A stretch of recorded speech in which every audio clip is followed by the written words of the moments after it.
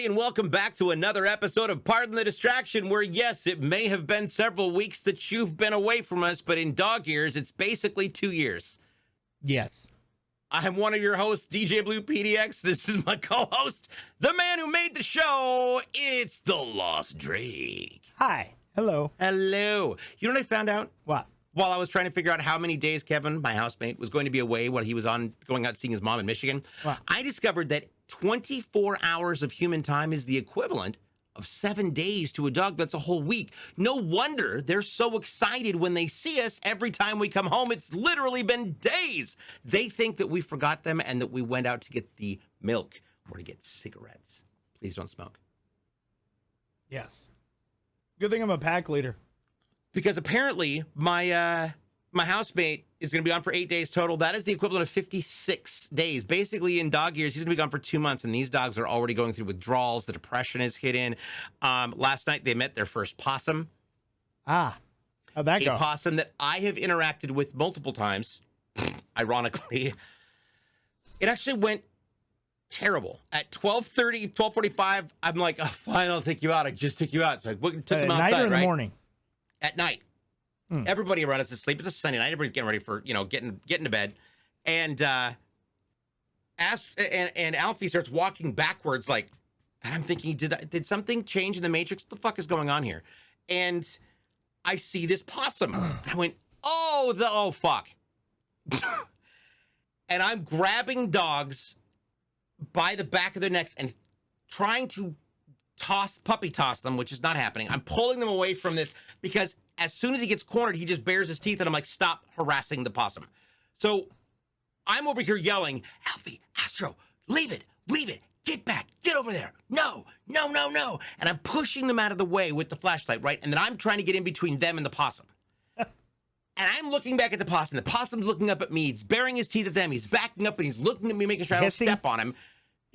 Just a little bit. And he didn't, not one point was he aggressive with me at all. The dogs would go near him, and I'm over there pushing the dogs away, trying to protect the possum. And for anybody who's like, why would you protect a possum? That's ridiculous. Possums eat a metric shit ton of terrible things that will fuck your yard up. They're actually really good animals to have. You can domesticate them. You can. Yeah, I know people that had pet possums. They're actually really smart. And everybody's like, they're full of rabies. They're actually immune. Yeah. To rabies. They're actually immune to a lot of things. Now, armadillos, on the other hand, they got leprosy, carry a billion diseases. They're mean as shit. With armadillos. Armadillos are the meanest. Dude, I never seen a possum or an armadillo until I lived in Louisiana. And then you'd all of a sudden, then you would see them in the front yard. You'd see the cricket molehills where all the armadillos would dig up the mole crickets. And they would be everywhere. And all of a sudden you'd come out and you'd just see this armadillo. And it's like, oh God, get the fuck away. Yeah. Unless you get it as a pet and get its things going. Oh, so and I was by the way, thinking, by the way, too, I was just thinking about this too. One of the biggest topics that we didn't even discuss is the Twitch nonsense. We gotta talk about that. We're gonna talk about that at the end. Yes, that's the very end. We'll finish off with that. But our stuff. Yes. So, of course, Kevin's gone for 8 days. Longest time he's been away from the puppies at all, and he already feels guilty. He's out there with his mom. He had a cousin pass, and they were at his service. And then, of course, he's helping his mom out with stuff because, she's on in years, obviously. Yep. And so he'll go out there and do a week, and then his dad buried a whole bunch of rebar, and so he uses the rebar for all of our projects, for his artwork. Anyways, long story short, Kevin's gone, and I'm thinking, fuck. The dogs and I are going to get into a brutal fight with an entire family of possums that I've helped protect for years. And honestly, so once I got the dogs back inside, the possum went over into an old pond that's not there anymore. That's just dried up and gross. It's like a science project on Wild. When it came out, I was like, I'm so sorry. I'm so sorry. So I came back out, and I did not tell Kevin this part, but I came out and I had lettuce, right, from my salad, because I was trying to be healthy and made a salad for dinner. I know, it's weird. I put lettuce out, and he came and looked at me like, the fuck is this? So I put radish out as well. And some things, and then walked him back around to where he could get it up behind, because I know where he lives. I know where their house is. It's over, but the only way to get in and out of them comfortably is through the dog run. and they're basically blind. It's hard for them to figure out where the fuck they're going. So I'm lighting it with the flashlight. And I'm basically leading a fucking possum back to where it needs to go. I know, it's awkward. But again, I like the possums. I think they're cool. It's like the raccoons that live under the front deck. They don't fuck with anybody, and I don't let the dogs fuck with them. Real simple, real easy. So I don't know if I ever told you this, but in my bio father, this is like one of the only stories I actually know of the guy. But he had a pet raccoon. So did my grandparents. And it's kind of a funny story. Snoopy? I don't know what its name was. I have no idea. It was before I was born, but I guess when my mom and him were dating or something. And so basically he had it in the house, and it slept in a little, bed like a baby and everything. Yeah. But they had a doggy door, and then the raccoon would go out at night and go get food, and then it would come back, do its business, just like a cat or a dog, But this raccoon specifically was notorious for going in the old lady's house next door, because she had a doggy door, would open up the fridge, take the vegetables out and the seafood, and would be caught numerous times washing them in the sink. Because you know how they always wash their food? Oh, yeah. The raccoons are amazing about that. Yeah. So literally washing it, and I guess the lady came out one night, and it scared the living crap out of her. And she freaked out, tried to hit it with a broom. It started running. She called animal control, and then animal control scooped him up when my dad was away at work, I guess, and he never saw him again. So yeah. So either he got euthanized or he was let go back into the wild. Nobody knows. But my dad, the one time I did talk to him, he's like, yeah, he goes, I don't know if they let him go, but if they did let him go in the wild, that he probably died, because he was the most, like, he was a dog. He literally didn't have any survival skills at all. So my grandparents and my mom and my biological father all grew up in Northern California before the flood of 1953. And that flood was horrific in Northern California. It was awful. Like, we're talking entire cities were underwater. It was horrible. But in the process of this, so out on the highway, you get redwood trucks just flying by and things like that. And a mother raccoon got hit, pancaked. Yeah. There was, out of all of the babies, only one lived. Only one was completely missed, and that was Snoopy. So they brought Snoopy down, and my papa was like, "Yeah, no, I'll take care of him. I'm sure that if he survives, great, we'll release him. If not," and so they helped. They hand raised a baby raccoon and named him Snoopy. And Snoopy would hang around because my grandfather on my mom's side he had a service station down in Weout, California. And it was incredible. It was awesome. Yeah. And so Snoopy would just hang out there and would come back to the house and stayed there. And he was just absolutely friendly. He'd curl up in your lap, apparently, and just do his thing.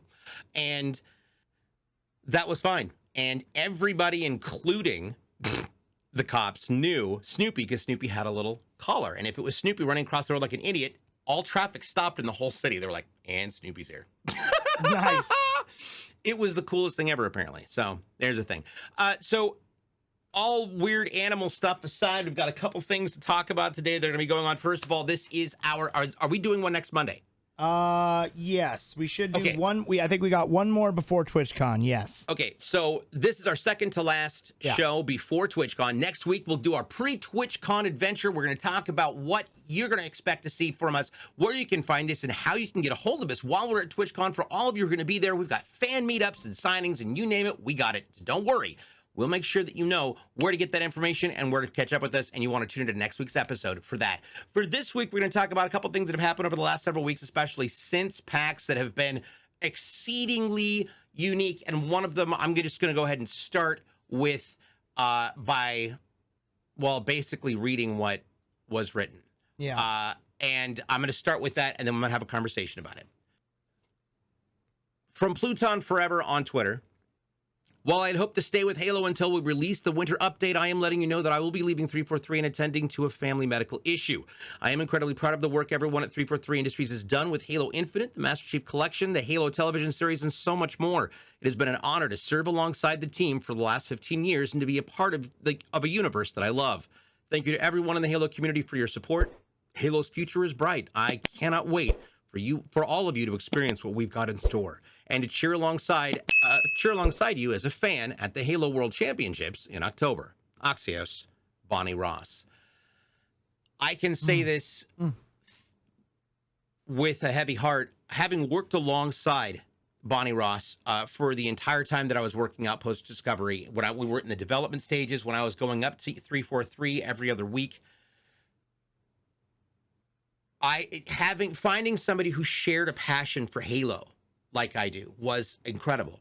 Finding an entire team of executive leadership that I would say exemplified that passion for the game. This wasn't people who saw a cash grab.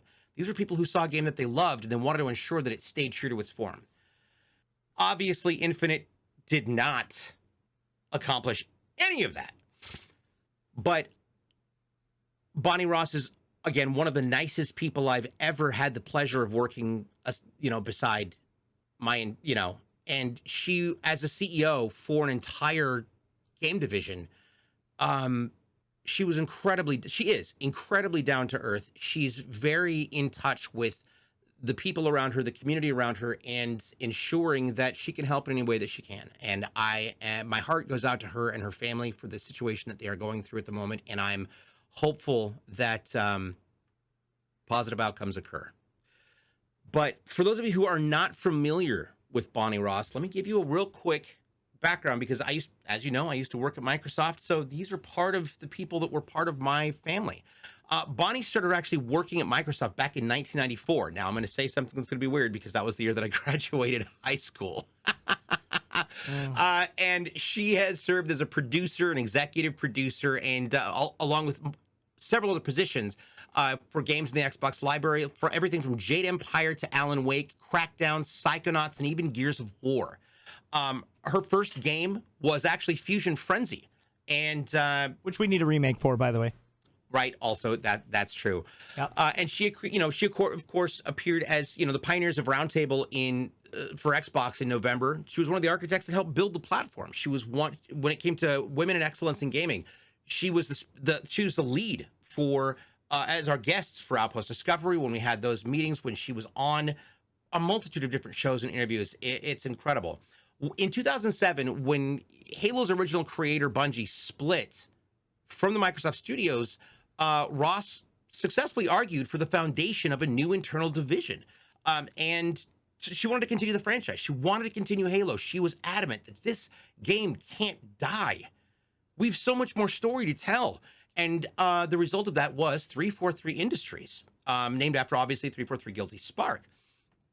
And she was made the general manager at first, and along with Frank O'Connor and Kiki Wolfkill, who, again, having worked alongside them for the entire... Was she part of the team at Bungie before the transition? Did she work on Reach or any of the other... No. Halo show? She basically started right when they took over. She was with Xbox, but when it came down to that time of like, all right, do we let the franchise go or not? And she was the forefront person going, no, you can't do, no. She presided over 3 different core games, 4, 5, and Infinite. And of course, worked on getting everything authorized for Kiki Wolfkill, who's of course the head of Transmedia, for the live action Halo show. Kiki was on site most of the filming for that. And of course, the 2012 web series Forward Unto Dawn that preceded Halo 4, which was an incredible installation. I still will watch that show and love it. The special effects were just they were phenomenal. Yep. Incredible.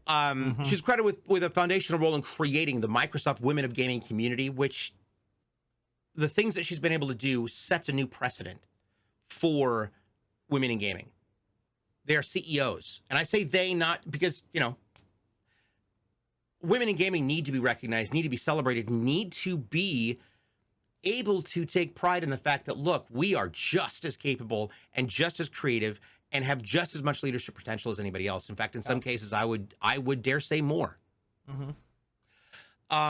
And speaking of women too, just to kind of segue just a little bit, not too much, let you go back on, but I also talked to Braided Bandit today.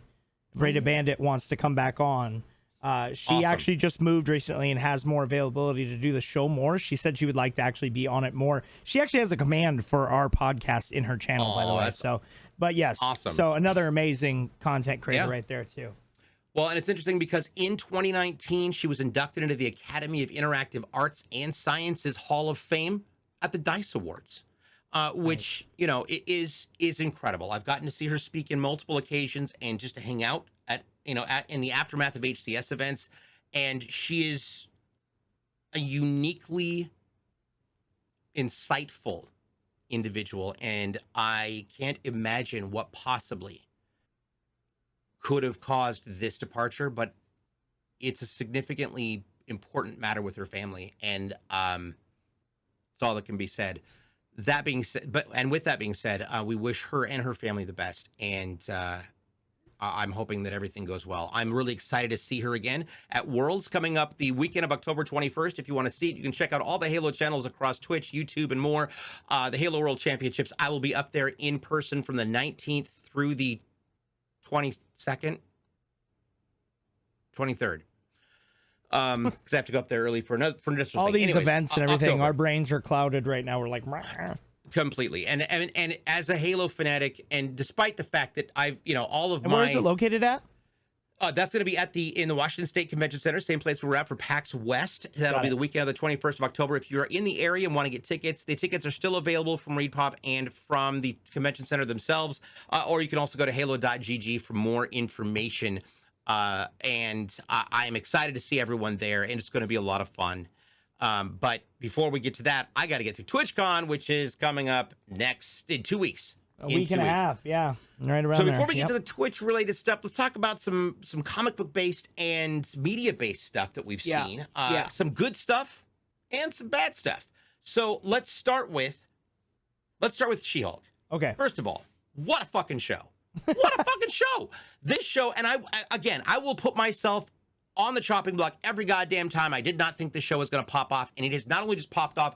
It is right up there with the top notch of what I think is incredible. I literally told you this before you watched it. I hate to say I told you so, but I literally knew you were going to love this show. Miss Marvel, I saw the previews for Miss Marvel, and I was like, I mean, it seems okay, but I'll watch it because I really want to see how they're going to do this. Yeah. Absolutely fell in love with it. The respect and way that they managed to involve cultural relevancy in this, as though it were just... You know, this is commonplace. Yeah. They spoke about it without making it a feature. They just made it a part of the common world. It. Yeah, it was basically just casual. Yeah. And as you're watching She-Hulk, it is this very similar thing, and we're watching all of these different angles of discrimination, of I would say of especially this week's tangible shallowness that Okay, spoiler alert for who's watching. Side. Here, wait. Okay, I'll give everybody a couple seconds here. All right, spoilers. We're going to talk about it. This is going to be our review for the last couple episodes, so we're going to talk about everything. If you have not watched it, get your shit together and go watch it. But also, this is one thing that I want to say about She-Hulk, and also Kamala and Miss Marvel, and a lot of and especially with the backlash of everything that's been going on with Little Mermaid. We'll talk about that. Yeah, we'll talk about that too. But literally, guys, they're all fictional fucking characters based in real world scenarios. Okay. And here's the crazy thing about it is that you guys all need to simmer the fuck down. So many people are going on Reddit like and Twitter of our viewers and just listeners running your fucking mouths. And I'm gonna tell you right now, I don't even care at this point, because there's so many people out there that literally the first thing they do is it's negative. Everything sucks. We know it from the Halo and the Destiny community more than anybody. And I'm just going to say this right now. The more and more social media is evolving, the more and more toxicity and hate is spewing. All the people that didn't have a voice before, that, to be honest with you, and I know I say this very harshly, But there are some people out there that just need to shut the fuck up. And there is no sugarcoating it. There are people out there that run their fucking mouth, have no facts, no information, no actual details, and they just see what they see on the internet and run with it like it's gospel, you know. And look, and even that phrase, run with it like gospel, half the shit in the Bible was made up. It was reiterated like 70 fucking times. So literally nobody was there. People. You know, so you guys, stories change, things evolve, things update. Everything is going to be different as we go. And you know what? Who gives a shit if there's a black Tinkerbell or a Hispanic, you know, super dimensional character? Who cares if they're gay or straight? I don't give a shit. You shouldn't either. Because guess what? At the end of it, comic books, right? They are fictional fucking characters. And if they change the color of their skin, if the character is still intact, who gives a shit? Did we honestly, Samuel L. Jackson, Nick Fury was always white in the comic books. Everybody fucking was in uproar. Okay. Now does anybody see anybody but No, Samuel L. Jackson is Nick Fury? No, especially with the Secret Invasion trailer that just came out. I have to disagree with you on a couple different parts here, and here's why. Go ahead. All right, here's the counterbalance. If Prince Philip was gay, he never would have kissed Aurora, and she never would have come out of the goddamn coma. Oh, I thought you were going like the Queen and stuff. I was like, what? If Prince Eric, Eric had been into boys, say he was gay? I was like, what? If Prince Eric had been into boys, that bitch would have never gotten her goddamn legs back. Yeah. If Aladdin had been going for the D, Jasmine would have been stuck in some stupid ass fucking bullshit situation. At least she had a tiger. She would have had her tiger. He would have had his monkey. He'd have still been stroking the monkey. God. And there was no searching of the Cave of Wonders. Yeah, there was no Cave of Wonders whatsoever. So well, he found the diamond in that one, didn't he? Now I want to play. No? I know, right? I want to play devil's advocate here because I fully fucking agree with you. This backlash for fucking Aurora being played by a person of color. Ariel. What did I say? Yeah, you said Aurora. I'm sorry. I was thinking. Yeah, it's all right. It's all right. I know Ariel, a lot of Disney princesses, but look, now I'm in an uproar. Here's the thing. So I want to say this. Ariel, yeah. So Ariel's being played by a person of color, and honestly, if she's got the tone, if she's got the chords for it, the pipes for it, and she can sing the role, I don't give a fuck. Have you heard her sing the full song? Oh, honestly, she's amazing. Oh my God, her voice. But everybody's in an uproar about that because it doesn't sound exactly the same. No. It's not going to be the same. And what's funny is because the original voice actress came out and she was like, "Oh my God, I'm in love. Yeah, this is great." Now, here's what I do want to say. We got Melissa McCarthy as a giant octopus lady. I know. She-Witch. But you're not upset about that, but you're upset. Right. What? I do want to say this, and I know that I may be speaking out of turn here because I am a cis white male. I happen to be gay, so I get kind of a marginalized people tag, but also here's the thing. I get why there's frustration watching different eras of characters be flip-flopped.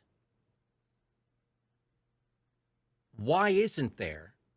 Like, we're still stuck with the original the original lineup that Stan Lee and them made for Marvel. We're stuck with the original lineup that was created for DC.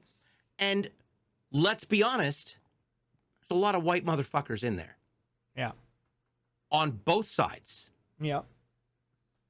Where are the creative writers, designers, conceptualists, the geniuses who master imagination and manage to put it on paper? Why aren't they giving us extraordinary heroes of color to celebrate in their own right, on their own adventure, in their own way, to contribute to this already existing universe? I have no problem. Like, for example, Miles Morales. Oh my God. Miles Morales is my favorite Spider-Man. Such an amazing. He's so the way that they've suck managed. It, Goose. Peter Parker sucks. No. I don't. Peter Parker sucks. That. I love Peter Parker, especially Tom Holland. I love Miles Morales way more. But Miles Morales manages to not only engage with the normalcy of a lower end income family. Yeah. Right? People who are struggling, the struggling middle class. Yeah. But he's also a marginalized member of the community. Hispanic mother and a black father who was a police officer, who was a moral compass always, and then his mom who worked in medical, who was a registered nurse and worked at the ER. Like that, literally, like that is like the hardest jobs you could possibly do next to being a firefighter. And so no wonder the kid grew up like by himself constantly. But one of the things I thought they did well is they captured that nuance of, I am not a silver spoon baby. I am not a rich kid who happens, I'm not an Iron Man. And they capture that and allow you to experience that. Guess what? Not all superheroes come from elevated levels of income. Sometimes it is the hardships that they experience that create the hero inside of them. Well, SheHULK said it perfectly, dude. That whole line where she said, why does it always come from orphans, entitled white men, or, you know what I mean? It literally, like, she says that sentence because they're trying to drive that home. And to answer back to what you're saying, DJ, is, the main reason why there isn't more characters like that? It's the same reason why, just reversed. It's reversed. Instead of because we had the culture and we were made fun of because of the culture, because when we were kids, if you were a nerd, you got your ass kicked. Like, straight up. I had glasses. My mom had these big Coke bottle glasses. Fucking literally the second I hit junior high, I sprouted. I was tall. All of a sudden I had muscles. I was playing on football, and everybody's like, what the fuck happened to you? But at the I stared flip in side, the showers in 8th grade. I'm not going to lie. but even so, like, back then when you were a nerd, you were either a band geek or you were drama, or you which I pretty much named us in a nutshell, but reading comic books and growing up with action figures and loving that stuff. Yeah. Back then you got your ass kicked for that. And now we're in a different age where everything is accepted. Everything is accepted, but it's not. It's so weird. Like, here's all this nerd stuff. Everybody accepts it. But if you're a different color, if you have an accent, if you're from a different country, you're treated differently. You're paid differently. You're represented differently. And the original creator of Kamala Khan even said it the best way possible. She's like, I grew up with no girls of color that represented me of the Pakistani culture, so I made one. And she goes, it was the scariest thing ever because I didn't think it would even get on a page. I drew my own character because I loved Captain Marvel, and I didn't care she was white. She goes, I loved her. I loved her story. I loved that she was Air Force. I loved all that about her. And she happened by circumstance that it blew up and she got these powers that she didn't even fucking want. And that's why she made Kamala the way she made her. And so, like, those type of things, right? That's why the nerd that she was is basically Kamala. The original writer, she made herself. She was that super enthusiast, super comic book nerd, knew everything. That's also why they casted who they casted, because she knows everything about Marvel, more than Tom Holland. And what's beautiful is because she did such an extraordinary job as her debut, first role ever. Yeah. She rolled in there thinking, there's no way I'm getting this, but I'm going to do it anyways because I believe in the character. She found out in the parking lot with her best friend after high school. Yeah. And she's just like, oh my God. Yep. And now she's and to be honest, she's the first X-Men actress. Yeah. She's an incredible actress. She communicates things in a way emotionally, visually, facially that are normally it takes decades for a nuanced thespian to learn how to do these things. She does them on instinct because it's who she is, and it's a natural talent. It's a natural opportunity, and I think it's great. And for everybody, and I highly doubt that we have any viewers that are going to disagree with us on this, but if for some reason you're watching this show going, I don't agree with that, she shouldn't have been Pakistani, blah, blah, blah, blah. I highly encourage you to take a step back and consider why you are so negatively affected by the concept of a change in color for a character that you already love and celebrate. Yep. If you were watching TV on a black and white television the way that our parents and grandparents grew up, there was really no black or white. It was many different shades of gray. Mm-hmm. Part of me wishes television could go back to that. You knew who was and who wasn't. Just not that time, because a lot of that time was still racist and very segregated. But it was super racist back then. It was terrible. And of course, it's easy for me as a white guy to say this. Well, for the most part, as a gay guy, I see the hypocrisy of so many different elements of things, and I wish to God that it was easier to change that. And I think talking about it, being aware of it, admitting it, let's be fair, white men have ruined so many different areas. And it's not to say all white men suck. No, it's like saying all cops suck. No, they don't. There are certain people who are assholes and who are shit stars, and that's what they deserve to do, is to be an asshole, so we have a reason to, I said this before on the show. You know what it is?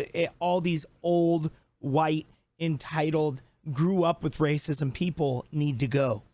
I'm sorry, but they're the reason why we're still in dinosaur times. They need to fucking go. Go in your retirement home and shit your diapers the rest of your fucking life and live off of all the fucking money you stole from every person around you because you're a scumbag. And you know what? At the end of the day, when and we were talking about this before the show, literally about all the younger generation, like, where are they at? Where are they? They're coming. They're right there.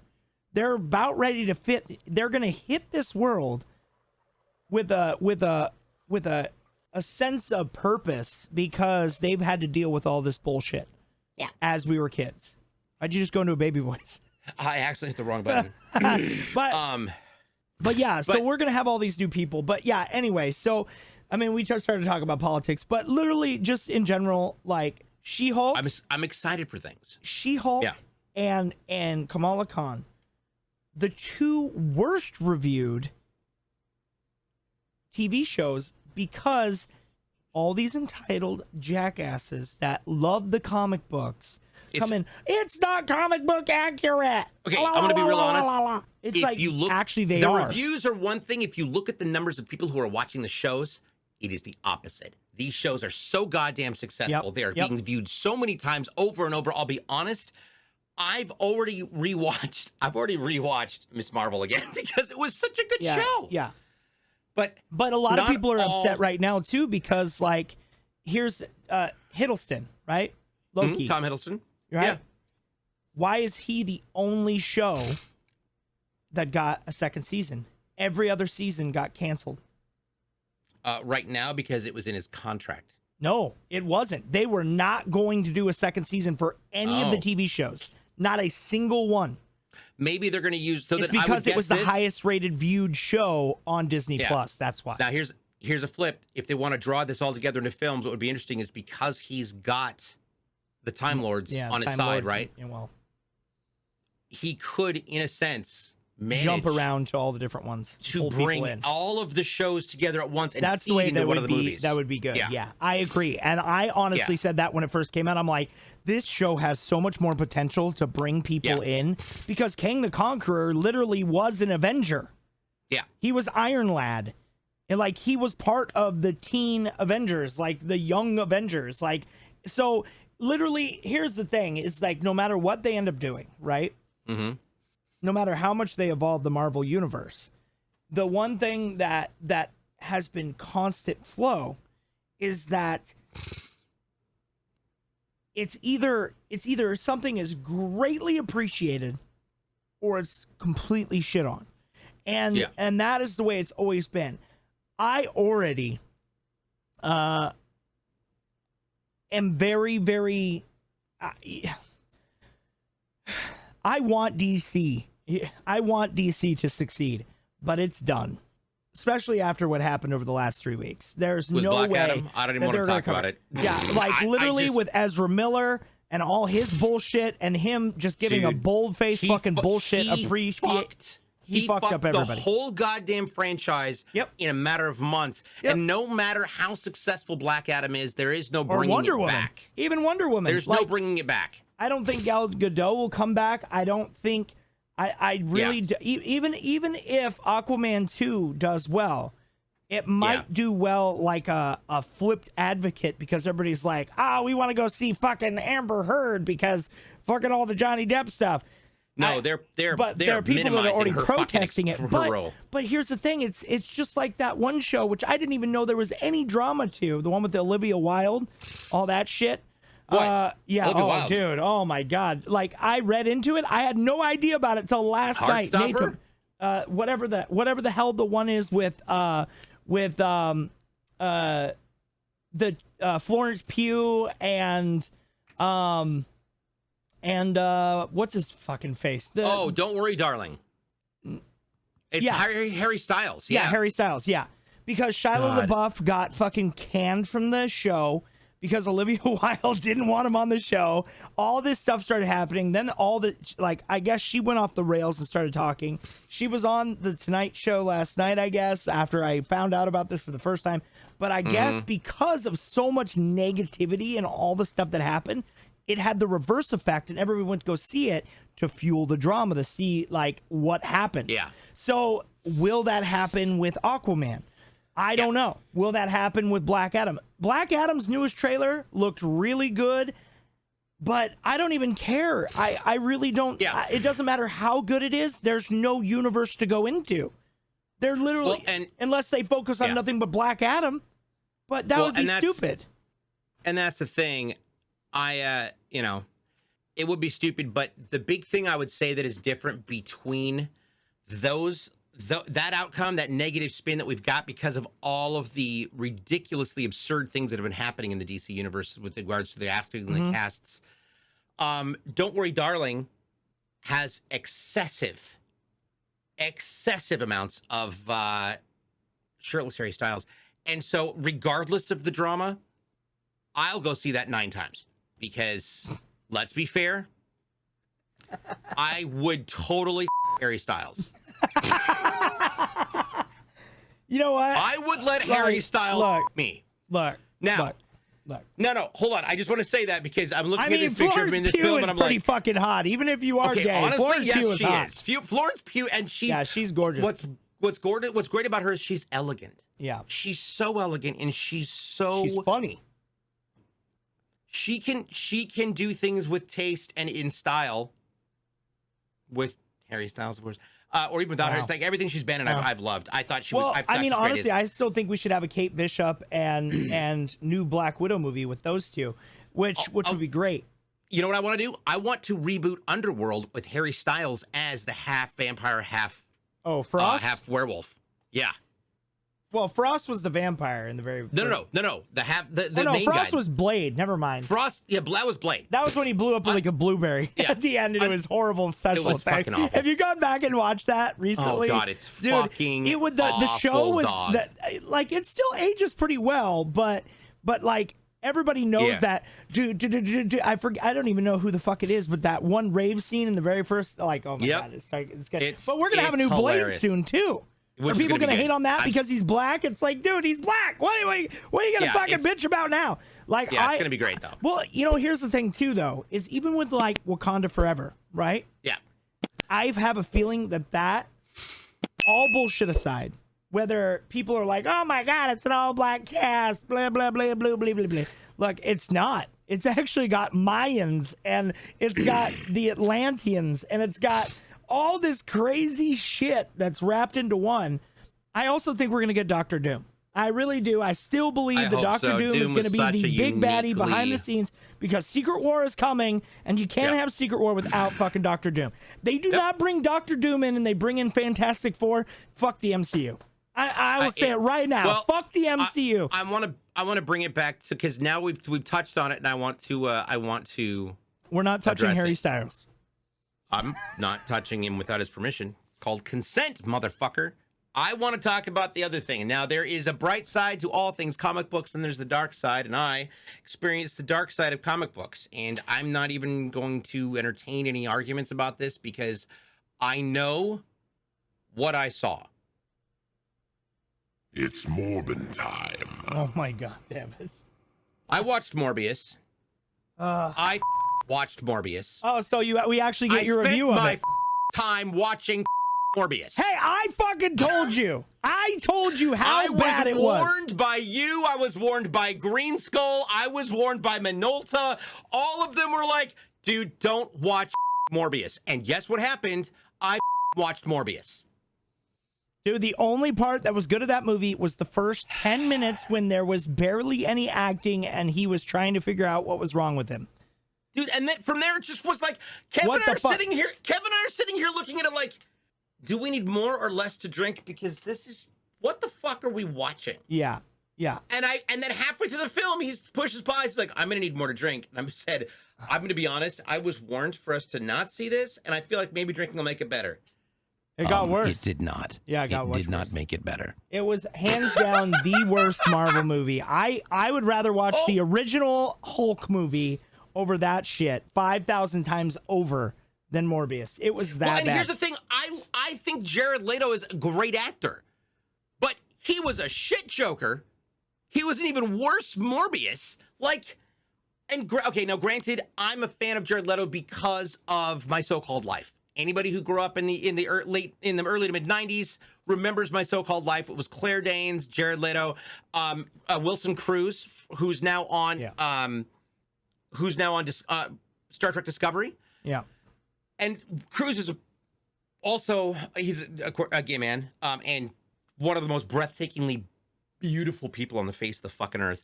Yeah. But I had a crush on that motherfucker when he was playing the bi kid in My So-Called Life, and that was the first time I got to see. So My So-Called Life was the first time I got to see a show with somebody who I identified with as being normal. It was still frustrating because I saw that, guess what? Apparently, even in Hollywood, we still deal with the bullshit, no matter what. Yep. But I was always intrigued by the ways in which that his character handled the aggressive tenacity that the bullies came at him with, and the way that he managed those things. And I think Wilson Cruz did an incredible job with the emotional relevance, the emotional relatability to the viewers in that area, especially in the 90s. Like the 90s, being gay was a really weird thing. Come forward, and now, you know, Star Trek Discovery, which is by far one of my favorite fucking shows ever.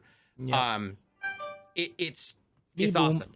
Also, I'm the guy who forgot to turn his phone on to mute. Always, every single one. God damn it! There we go. No matter what. So there we go. But yeah, so Morbius, if you haven't seen it, there's a guy.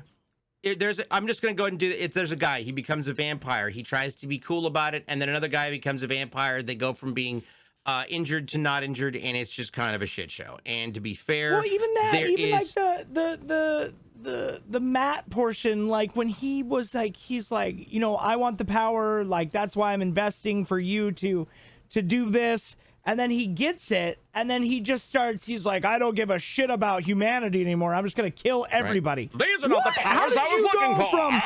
I'm the strongest person in the world or the weakest person in the world to fucking the strongest person in the world. And I'm just, people that go through the experience like that are normally humble. He went the complete opposite and just started murdering everybody. He's basically the Bane of vampires. Oh, it's so stupid. Don't even get me started on Bane. I fucking hate Bane. It was dumb. It was dumb, and it was. Speaking of Tom Hardy, who I love. Fun fact: not only does he kick ass in movies, except Bane. Well, yeah. Except Bane.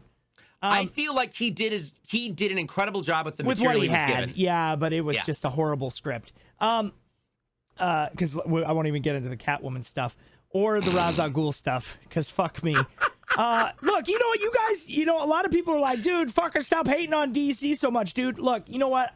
I will stop hating on DC when they get fucking good. Because stop hating on DC when they stop hiding fucking shit, like killing every major villain behind a filing cabinet. They hid a Lazarus pit behind a fucking filing cabinet. I was like, this show is done. Or when Lois Lane has more screen time than fucking Superman. Yeah, I don't get that. I would rather see. Was it Batman versus Superman was so bad. Oh God, it was so bad. Oh, anyway, you're talking about the films. I'm talking about Smallville. Oh yeah, okay. Well, I never watched Smallville. Never did. Yeah, never watched a single episode. Nay still gets mad at me about it all the time. Okay, I'm gonna be honest. I love Supernatural. It was stupid. I thought it was stupid when I saw previews and shit about it, right? Until I finally saw the picture of the guy who plays Clark Kent. Yeah. Who is 83 different shades of breathtakingly beautiful. No, he's a great actor, though. The guy that played Clark. And he's great at what he does. Yep. And so I was like, fuck it, I'm going to watch it. Now, granted, this show started out in 90... It was early 90s. 92, I want to say. Yeah. It started like, I think it was like sophomore year in high school. Seasons, right? Something like that?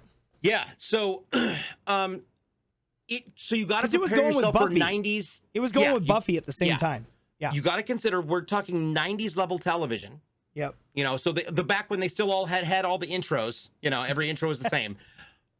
Before they realized, just put their fucking names across it with your tongue the story, you got more screen time. Stop shortening shit out. Yeah. You're wasting 7 minutes of time for a fucking intro with a terrible song. So there we go. And Tom Welling, there we go. Tom Welling plays Clark Kent. I like Wellington. I love Tom Welling. And no Wellington, the food. But I started watching the show. Now there are definitely some story arcs where you're like, Jesus fuck, I can't believe we found this entertaining in the 90s. There was a lot of famous people on that show, though. Lots. Well, and my favorite is the guy who plays Lex Luthor. Yeah, a lot whose name I cannot for the. He looks like you. He does look like me. Well, I do look like Lex Luthor. Let's be honest. Yeah. Look, that's an easy costume every year for you. I know, right? Totally. All you got to do is put on a suit. You're good. So that's right. Michael Rosenbaum. Michael Rosenbaum played. Fuck you. You need to be Lex Luthor for this Halloween. Please, just do it on stream. Actually, you know what? I should bring. Do it. I should bring my suit. I should bring my suit with me to TwitchCon. Oh my god. And cosplay as Lex Luthor. Oh my god, dude, I would fucking die. It'd be so funny, so fucking funny. Because so one day at TwitchCon, I'm gonna be wearing my partner jersey. Oh, speaking of, you ready for this? Did you get one? Oh look, no. You remember I told you I was doing this? You ready? Did you do the QR code, fucker? Oh fuck yeah, I did. Everybody. I need that so bad, but I don't have the money for that. Every single person. Yeah. Hey, where do you go? Just scan me. You know this shirt is going to be fire. Everybody's going to be like, dude, why didn't I think of that? Then, because, you know, we're partners and we don't actually have our own gear, I made my own. Rip. Wow. I just don't have the money for that kind of shit, but yeah. But like, literally, like, I'm going to be wearing this. You're like, where did you get that? And I'm going to be like, I got it on Etsy. Yes, totally. So there's that. So we've talked about those two things. Now let's jump over to TwitchCon? the big issue. So I want to start out by saying this. TwitchCon originally got a whole lot of flack for the fact that they tried to say that there was no requirement whatsoever for there to be any health verification or requirements to attend TwitchCon. Yeah. Now, unfortunately, that is not true. What it means is that you're not required to, but it is encouraged by the state. Yep. Previously, 2 weeks before they announced that their lack of health announcements, Gen Con, was it Gen Con? I think it was Gen Con that happened in LA. Or down in San Diego. Yeah, I think so. There was an anime convention down there, and they required an absolute shit ton of stuff. Well, San Diego Comic-Con was the same way too. Yeah, and there was enough people, large creators, content creators, presenters, hosts, and vendors that all said, if you're going to do this, we can't be there. Not in good conscience. We're not putting our employees at risk. Yeah. And they turned around and were like, yeah, here's the thing, we're going to switch that up. Well, of course, then you get the anti-vax community all up in arms about like, well, we're going to have our own separate TwitchCon. You have fun with that, dipshit. Who cares? What Drake just edited out of the podcast was me being an asshole to a person who probably has the ability to cancel me. So I'm going to just go ahead and say, let's cancel that whole last I'm just going to leave it all in. Whatever. Watch this. I don't Why think he's a bad person. Why you got to make more editing for me? I don't think he's a bad person. I'm highly entertained by him. But when he started that shit, I thought, Jesus, that's so goddamn irresponsible. It's not even fucking funny. Hey, well. And as somebody who's created and built out events for everything from Microsoft to Xbox to 343, like, no. No. Honestly, I'm just at a point where it's like, you know, if you believe in getting vaccinated, right? If you believe in getting vaccinated, get the extra booster before you go. I'm gonna say this first of all. You can't control people as much as you want to, as much as people. No, I can't. But you can tell them, here's the guidelines, here are the rules, here's how this party's going to run. And if you don't want to run with it in this way, then great. You don't have to be here. Yeah. And honestly, I always find this interesting to say. You can tell people who've never been in the military because they're anti-vaxxers, and I'll be honest, the number of fucking shots we get in boot camp, the number of fucking shots we get before we go overseas, dude, the when number we went of to the fucking assembly shots line. Yep. And they've got the gun. You get 10 injections at once. Your arms are fucking sore. If you're like us and you're on a quick deploy, then you had to get shots here and shots in the ass. Yep, I'm like, anthrax and everything else in between. My fucking God. And there were some things that couldn't be injected with others. You had to cycle it 12 hours off. You had to get the yellow pox and it had that boil on your arm. Remember? Oh, God. and then they would make you march after you got the fucking shots and you're like, ow. Ow, ow, left, and the joke was, if you could in the showers punch somebody's bubble. Wow. It was painful. Anyways. Yeah. So for that all must have been a Navy thing. Oh yes, very much a Navy thing. You go back into the fact that these guys are like, all right, fucking vaccines are bullshit. Do you realize how many vaccines have to even get into school? Dipshits.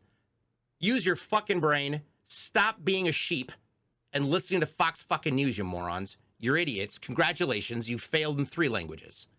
Yeah, it's just gotten to a point where it's getting ridiculous now at this point. It's just like, who gives a shit? Just go get the fucking vaccine. Just get the fucking shot, dude. Like, I've had it since last fucking, no, even longer than that. How long have I fucking had it for now? Forever. Memory loss is a sign of having had COVID. I don't even, dude, here's the funny thing though, is knock on wood, I'm knocking on wood right now, me and Nay both have not got it. Not once. That's good. I knew because one of the guys I was there with right before I got my flight was like, hey, I just got back home, and I tested positive. Everybody be aware. And of course, we're all masked up on the plane anyways. And I got home, and Kevin's like, and I got into the car with the mask on, and Kevin looks at me and I'm like, the mask is staying on until I get a negative test. Because I may have been exposed. Yeah. And so I would wait until he left for work to even come out of the room. Yeah. I left all the windows. That's also a respect thing. You know what I mean? Yeah, like, it's December, and I'm leaving all the another. windows open in the house, like going around with doing my things. And then an hour before he got home, I left the windows open, turned on all the fans, masked up, basically did as much as I could to replace the air in the house, shut everything up, and then tried to be as separate from him as possible. And he never got it once. Well, I will say this, and I'm actually really excited about this because I can't say yet, but I should be able to say next Monday before TwitchCon, I am going to be streaming in a private booth. Nice. And we did get the confirmation that we do not have to wear masks while we're streaming, which is great. Thank God. But also, they also had this strict guideline. They were like, we are basically sterilizing the room before you even go in there. We're wiping everything down. And they're hot swapping the keyboards, which is actually really cool. Yeah, to make sure everybody is safe. Yeah, which is good. I mean, that's really good though that they're doing that. And then when I get to announce this, you guys are going to be really stoked because it's going to expand not only the podcast but also me in a personal branding aspect too. So nice. So yeah, we can get somebody who'll let us do our podcast there on site. Yeah. Well, we'll see. And for anybody who's out there in the dating world, I just want to give this out because it's a definite thing to consider. If any guy walks up to you, whether you're straight or gay or otherwise, and says, hey, I'm ribbed for your pleasure, that means they have monkeypox. Wow. I thought if they gave you a banana. That was their pickup line. No, I had somebody like I was talking with, and they said, yeah, no, I had somebody say, hey, I'm ribbed for your pleasure. And he says, what, you have monkeypox? Like, what the fuck? No. Oh God, that's dark. Wow. Like, yeah, well, it said, fuck it, who cares? Wow. So there we go. So we got TwitchCon coming up in a week and a half. We're got a final podcast next Monday. We are recording these later in the day, so we can, it'll probably Tuesday by the time this comes out. Don't forget, you can find us all over the place. Yep. all over the place. Everywhere. And now we got new episodes. Pardon the D on all social medias. Yeah, I'm going to be jumping on board those YouTube and TikTok shorts, getting those back out so you can see new episodes and fun stuff and things and whatnots.